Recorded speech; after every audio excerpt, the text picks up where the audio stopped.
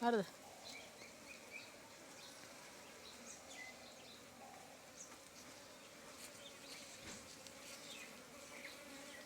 කොයින්දකෝ? ඔයාලා පොඩ්ඩක් ටීවී එකට පෙන්න මේ ෆෝන් එකට පෙන්නන්න. පොඩ්ඩක් දැන් නම් තටු පොඩ්ඩක් උස්සනවා. දැන් අනින්නත් පුළුවන් සමහර විටකදී. මෙයාලා හිටපු තැනින් වෙන තැනකට අරන් ආවා. සීයා අනේ ඔන්න යාළුවනේ වදේ බැඳිලා ඉන්නේ. දැන් වදේ කැඩීගෙන එන හින්දා ටිකක් තියන්නම්. මොකද දන්නවද?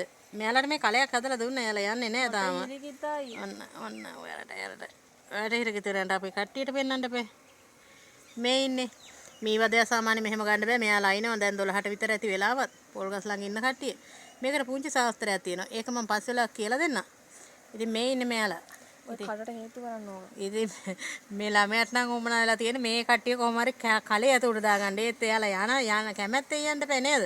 අයියෝ ඔක හේතු කරලා එන්න ඉතින් එයාලා මට විදින්නේ නැහැ. එයාලා මාත් එක්ක යාළු හින්දා. යාළු බලා ගන්න පුළුවන් මන්තරේ මැතුරු වෙ නැත්තා. පුතාලා යන්නකෝ ඇතුළට. පස්සර කරන්න අපි මෙයාලා කලේ ඇතුළට යයිද කියලා බලමු. තව ටික දවසකින්. පිටිපස්සෙන් පස්සර කරන්න පිටිපස්සෙන් පස්සට කරුවොත් මේ සත්තුන්ගේ හාම ආවුණා. හොර කොට ළඟට හරි දැන් ඔන්න